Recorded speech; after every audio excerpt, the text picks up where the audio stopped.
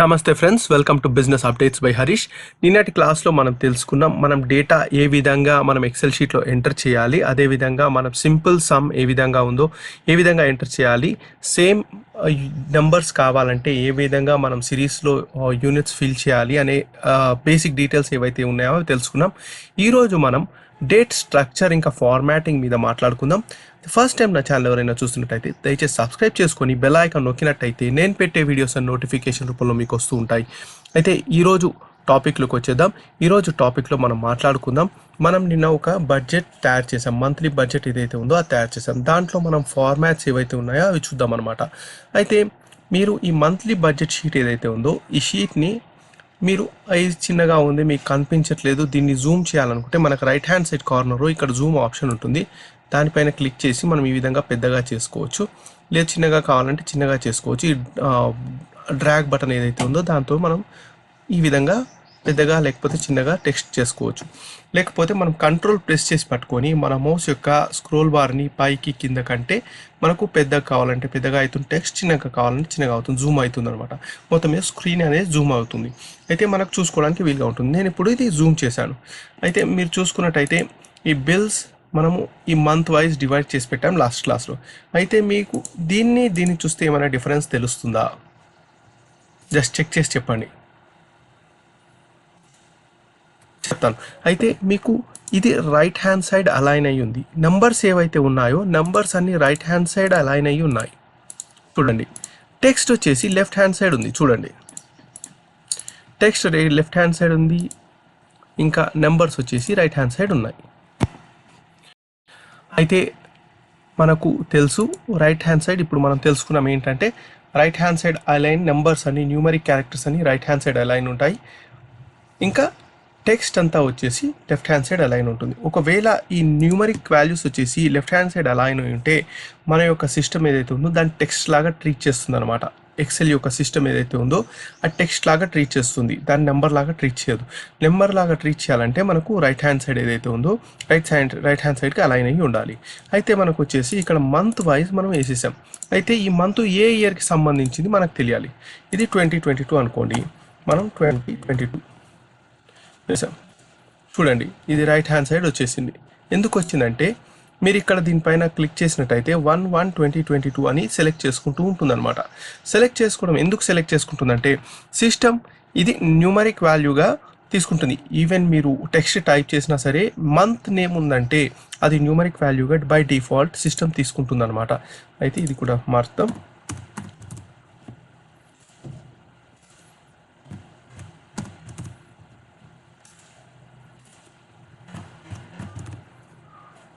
అయితే మనం చూసుకున్నట్టయితే ఇక్కడ జాన్ 2022, ఫెబ్ 2022, మార్చ్ 2022, ఏప్రిల్ 2022 అని మనకు డిఫరెంట్ వాల్యూస్ వచ్చాయి. కానీ నాకు ఇది వద్దు, నాకు ఎట్లా కావాలంటే జనవరి 2022 అనే విధంగా కావాలి. జాన్ 2022 విధంగా కావాలంటే మనం ఏం చేయాలి? మనం ఫార్మాట్ అనేది చేంజ్ చేసుకోవాలి. ఫార్మాట్ ఏ విధంగా చేంజ్ చేసుకోవాలనేది మనం చూడాలి ఇప్పుడు. ఓకే, ఫార్మాట్ ఏ విధంగా చేంజ్ చేసుకోవాలి? ఓకే, మనం ఏం చేద్దామంటే దీన్ని సెలెక్ట్ చేసుకుందాం. సెలెక్ట్ చేసుకున్నాక మనకి ఇక్కడ ఏదైతే ఉందో చూడండి, హోమ్ ట్యాబ్లో ఇక్కడ మనకు నెంబరింగ్ సిస్టమ్ ఉంటుందన్నమాట. నెంబరింగ్ సిస్టమ్ దీని ఫార్మాట్ ఏదైతే ఉంటుందో మనం ఫార్మాట్ ఏవైతే చేసుకోవాలో ఇక్కడ నుంచి చేసుకోవాలి. నెంబర్ సిస్టమ్ ఏదైతే ఉందో కస్టమ్లో కనిపిస్తుంది. చూడండి, ఈ విధంగా కస్టమ్లో కనిపిస్తుంది. లేకపోతే రిమైనింగ్ మీరు చూడండి, ఇది డిఫాల్ట్ జనరల్లో చూపిస్తుంది. రిమైనింగ్ ఏదైనా సెలెక్ట్ చేసుకున్నట్టయితే ఇక్కడ ఇది జనరల్లో చూస్తుంది, ఓన్లీ పైనది మాత్రం మనకు కస్టమ్లో చూస్తుంది. ఎందుకు? ఇది డేట్స్ ఇయర్ ఉంది కాబట్టి మనకు ఆ విధంగా కనిపిస్తుంది. అయితే ఇప్పుడు మనం దీన్ని చేంజ్ చేయాలి. ఏ విధంగా చేంజ్ చేయాలంటే ఈ విధంగా క్లిక్ చేసి మనం ఇక్కడ మనకు కావాల్సింది జనరల్ డేట్ ఏదైనా ఉందా చూద్దాం. షార్ట్ డేట్, లాంగ్ డేట్, అరే మనకు కావాల్సింది ఇక్కడ లేదు. ఇప్పుడు ఏం చేస్తాం? మోర్ నెంబర్ ఫార్మాట్స్ అనే ఆప్షన్ ఉంది, దానిపైన క్లిక్ చేయండి. ఓకే, మోర్ నెంబర్ ఫార్మాట్స్ మనకు కావాల్సింది జాన్ 2022 ఆ విధంగా కావాలి. ఆ విధంగా మనకి ఇక్కడ ఏదైనా టెక్స్ట్ ఉందో చూద్దాం, కనిపిస్తుందా? చూడండి, మనకి ఇది డేట్ వైజ్ కావాలి. డేట్ ఏదైతే ఉందో డేట్ సెలెక్ట్ చేసుకున్నాం. మనకు కావాల్సిన డేట్ వైజ్ ఇక్కడ కనిపిస్తుందా? చూడండి, మనకు మంత్ ఇంకా కంప్లీట్ ఇయర్ కావాలి. మనకు మాత్రం ఈ 14th మార్చ్ ఈ విధంగా ఉండకూడదు అనమాట. శాంపుల్కి ఈ విధంగా కనిపిస్తుంది. ఈ విధంగా వద్దు, మనకు ఏ విధంగా కావాలంటే మంత్ కావాలి, అదేవిధంగా ఇయర్ కావాలి. అయితే దీంట్లో లేదు. ఇప్పుడు ఏం చేస్తాం, కస్టమ్లోకి వెళ్దాం. కస్టమ్లో ఉందా చూద్దాం. మనకు కావాల్సిన ఫార్మాట్ ఇక్కడ ఉందా చెక్ చేద్దాం. అరే ఇక్కడ కూడా లేదు. ఇప్పుడు ఏం చేయాలి చెప్పండి. లేనప్పుడు మనం ఏం చేయాలంటే ఇక్కడ మనకు కావాల్సింది ఎంటర్ చేసుకోవాలన్నమాట. మనకు కావాల్సింది ఏంటి, 3 letters ఆఫ్ మంత్. నెక్స్ట్ మనకు కావాల్సింది ఇయర్. ఈ విధంగా కావాలి.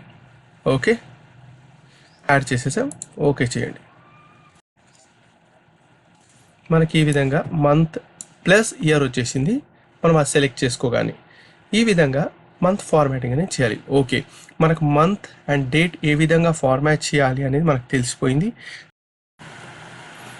అయితే పైనే కాకుండా మనం ఇక్కడ నుంచి కూడా డైరెక్ట్గా ఫార్మాట్ అనేది సెలెక్ట్ చేసుకోవచ్చు. ఇక్కడ నుంచి ఏ విధంగా సెలెక్ట్ చేసుకుంటాం అంటే ఏదైతే ఫార్మాట్ చేంజ్ చేయాలనుకున్నారో ఆ రో సెలెక్ట్ చేసుకుని రైట్ క్లిక్ చేసి మనకి ఇక్కడ ఫార్మాట్ సెల్స్ ఆప్షన్ ఉంటుంది. ఫార్మాట్ సెల్స్ పైకి వెళ్ళి మనం ఫార్మాట్ చేయొచ్చు. అయితే మనకి ఇంకా చాలా ఆప్షన్స్ ఉంటాయి. కట్ అంటే ఇక్కడ ఉన్న టెక్స్ట్ కట్ అయిపోతుంది, మనం వేరే దగ్గర కాపీ పేస్ట్ చేయొచ్చు అనమాట. కాపీ అంటే ఇక్కడ ఉన్న సెల్స్ కాపీ అవుతాయి. అయితే ఈ స్మార్ట్ లుకప్ అనేది మనము నెక్స్ట్ వస్తుంటే మనం నెక్స్ట్ క్లాస్లోకి వెళ్తుంటే మీకు క్లియర్గా ఎక్స్ప్లెయిన్ చేయడానికి ట్రై చేస్తాను. ఈ డిలీట్ ఇన్సర్ట్ అనేది మనకు రో మొత్తం ఇన్సర్ట్ అవుతుంది, లేకపోతే కాలం ఇన్సర్ట్ చేయాలని మీరు యూస్ చేసుకోవచ్చు. ఏ విధంగా యూస్ చేయాలో చెప్తాను. అయితే మనకి ఇక్కడ వచ్చేసి ఇంకో కాలం కావాలన్నమాట. మనం రైట్ క్లిక్ చేసి దీన్ని ఏం చేయాలంటే రో మొత్తం యాడ్ చేయొచ్చు. ఇన్సర్ట్ ఒకటి ఇన్సర్ట్ అయిపోయింది అనమాట. లేదు మనకు ఈ కాలం యాడ్ కావాలంటే మనం రైట్ క్లిక్ చేసి ఇన్సర్ట్ పైన క్లిక్ చేసి ఒక కాలం యాడ్ అయిపోయింది. ఈ విధంగా మనం యాడ్ చేసుకోవచ్చు అనమాట. చూడండి, ఈ విధంగా మీరు డేటా పైన వర్క్ చేయాలి. వర్క్ చేస్తే మీకు క్లియర్గా అండర్స్టాండ్ అవుతుంది. అయితే మళ్ళీ ఒకసారి ఫార్మాట్ చూద్దాం. రైట్ క్లిక్ చేసి ఫార్మాట్ సెల్స్, మనం ఇందాక ఓపెన్ చేసిన విండో ఏదైతే ఉందో అలైన్మెంట్ కానీ ఫాంట్ కానీ మనం అన్నీ ఇక్కడ చేంజ్ చేసుకోవచ్చు. మీకు ఏ విధంగా కావాలంటే ఆ విధంగా సెలెక్ట్ చేసుకోవచ్చు. చూడండి, ఇక్కడ మనం ఇందాక ఓపెన్ చేసిన సేమ్ విండో మళ్ళీ ఇక్కడ ఓపెన్ అయింది. ఓకే, ఇందులో ఏం చేంజెస్ లేదు. మనం ఎక్కడ నుంచి యాక్సెస్ చేయొచ్చు అంటే ఒకటి ఇక్కడ నుంచి యాక్సెస్ చేయొచ్చు, ఒకటి రైట్ క్లిక్ చేసి ఫార్మాట్లోకి వెళ్ళి ఫార్మాట్ సెల్స్లోకి వెళ్ళి యాక్సెస్ చేయొచ్చు. 2 విధాలుగా యాక్సెస్ చేయొచ్చు అనమాట. అయితే మీరు ప్రాక్టీస్ చేయండి, ఇంకా ప్రాక్టీస్ చేస్తే మీరు పర్ఫెక్ట్ అవుతారు.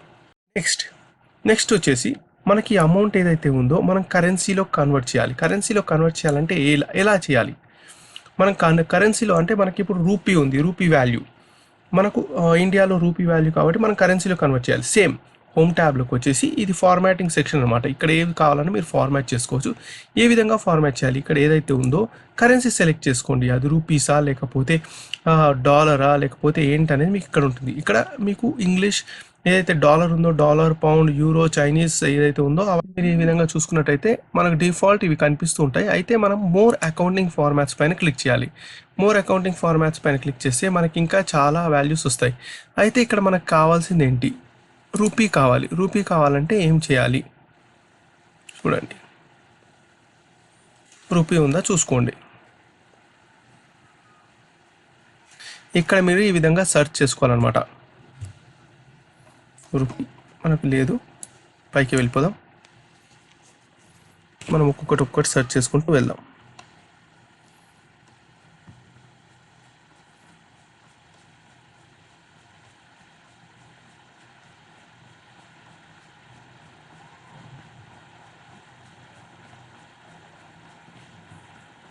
కనిపిస్తుందా, ఏదైనా కనిపిస్తలేదు. కాబట్టి మనం ఏం చేయాలంటే ఐఎన్ఆర్ కొట్టినట్టయితే మనకు ఐఎన్ఆర్ అని వస్తుంది.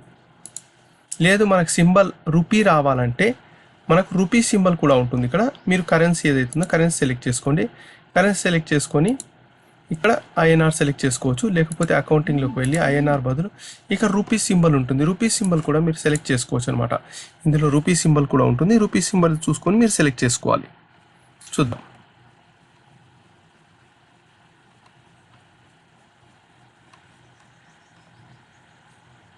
చూడండి, హిందీ రూపీ ఫార్మాట్. అయితే డెసిమల్ మనకు జీరోలు వద్దు, డెసిమల్ సింబల్ వద్దు, మనకు రౌండ్ ఫిగర్ వచ్చేయాలంటే మనం దీన్ని తగ్గించుకోవచ్చు ఈ విధంగా. లేదు మనకు డెసిమల్ కూడా కావాలి, ఎగ్జాక్ట్ వాల్యూ కావాలంటే మనం దీన్ని పెంచుకోవచ్చు.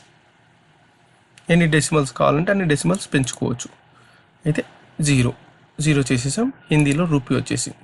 చూడండి, అన్నిటికీ రూపీ అనేది యాడ్ అయిపోయింది. చూడండి, మీరు ఐఎన్ఆర్ అని టైప్ చేస్తే ఐఎన్ఆర్ యాడ్ అయిపోతుంది. ఈ విధంగా మీరు ఫార్మాటింగ్ అనేది యూజ్ చేసుకోవాల్సి ఉంటుంది. ఫార్మాటింగ్ యూజ్ చేసుకొని మీ యొక్క డేటా ఏదైతే ఉందో డేటా దాని ప్రకారం కంపైల్ చేయాల్సి ఉంటుంది. అయితే ఇంకా చాలా ఫార్మాట్స్ ఉంటాయి. పర్సెంటేజ్ ఫార్మాట్ ఒకటి ఉంటుంది. ఇది మీరు ఒకసారి బ్రౌజ్ చేసుకోండి. మీరు ఒక షీట్ తయారు చేసుకొని ఇక్కడ general number, currency, accounting, short date, long date ఈ విధంగా చాలా ఫార్మాటింగ్స్ ఉంటాయి. ఈ ఫార్మాట్స్ అన్నీ మీరు